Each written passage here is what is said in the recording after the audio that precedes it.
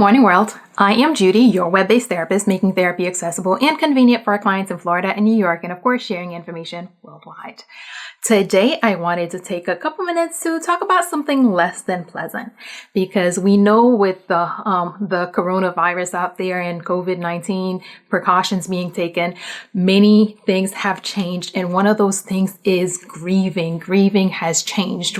Normally, when someone we love, someone we know, someone we care about is grieving, there are a lot of things that we normally do to help that we are not able to do right now. So today, I wanted to talk about 5 things that you can still do that would make a difference while you're unable to do the things that we would normally do. The first of those things is send a note. We've become a very technology-focused society. Usually when things happen, you see people posting things on social media. You see the people, calling or texting and doing that. With COVID-19 and coronavirus and during this pandemic, people have been so glued to their phones and to their devices. When you send one more text message or one more call, that is one more thing overwhelming that person. That's one more thing that is getting lost in the shuffle. Whereas taking the time to write out a note and drop it in the mail, this tells this person, hey, it wasn't just a haphazard. You didn't just kind of think about them. You actually took the time, you cared, and you took the time to reach out to them. And it also it reduces the number of missed calls and messages that they feel like they have to respond to. 2, start or participate in a meal caravan or something like that.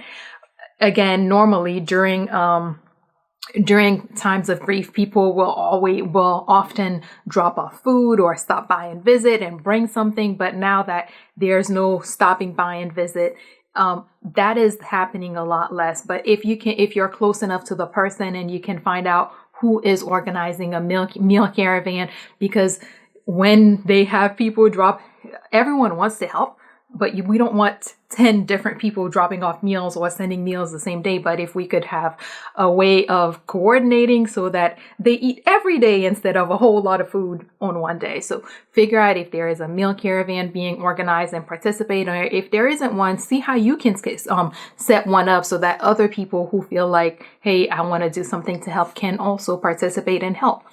3, ask the person, how can I help, or what do you need help with? We generally say, hey, if I can be of assistance, hey, if I can help, hey, if. But usually when you say, hey, if I can help, that person does not think of, oh, okay, yeah, eventually, if you can help with something, I'll think but when you ask the person, how can I help? What do you need help with? Then they're thinking specifically of things that they may need help with. Maybe they need help with somebody picking up something for them. Maybe they need help with someone doing something with the children while they go to the service, whatever it is that they may need. When you ask more direct questions like that, and again, that depends on your relationship with the person, of course, but when you ask something more like, what can I do? What do you need? What are you working on that I can assist with? Be more direct, then it's easier for them to give you a response of, hey, these are the things I'm struggling with. 4, let them know that they don't have to respond to your messages. Again, I mentioned how text messages and phone calls are going to be very much overwhelming because you're getting a whole lot of text messages and phone calls from we're isolated in quarantine type situation, but we're also getting that grief phone call and text messages. So if you happen to call or leave or send them a message, make sure you tell them, hey, I know things are going on.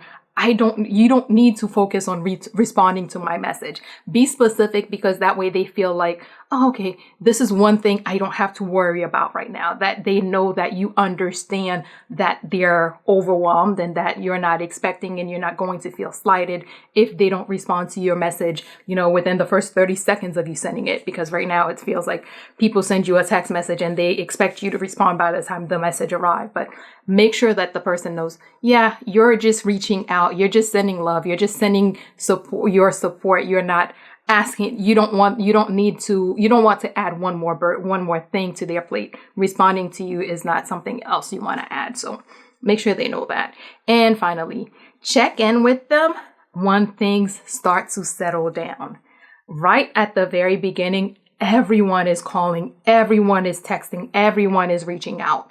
But at that time, the person is usually so focused on, hey, let's get things together, let's figure this whole plan out, that they're in auto mode. They're not really even thinking or feeling or experiencing the grief. It's really when things start to settle down and everybody leaves and things go, and they're at home alone the following week, that's when it really starts to hit.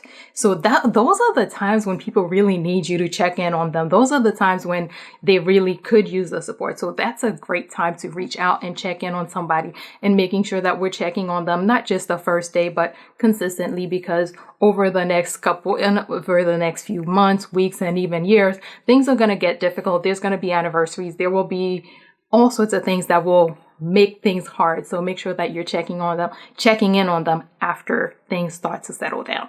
Let's do a quick recap. 1, send a note instead of messages or calling, because a note just tells a person that you took the time to reach out, and it also relieves them of the pressure of having to respond right then and there.